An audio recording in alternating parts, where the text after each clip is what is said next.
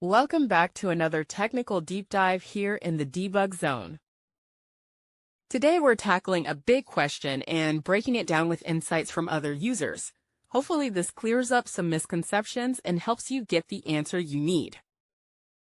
So buckle up, stay a little curious, and let's jump right in.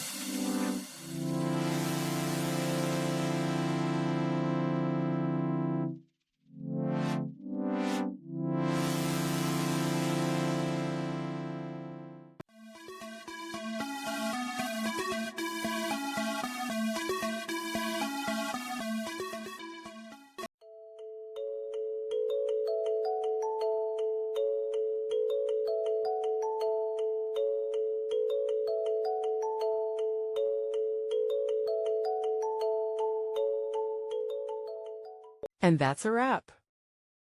I hope you found the answer you were looking for. If you did, take a second to hit that subscribe button. It really helps out. And let me know in the comments which solution worked best for you. See you next time in the debug zone.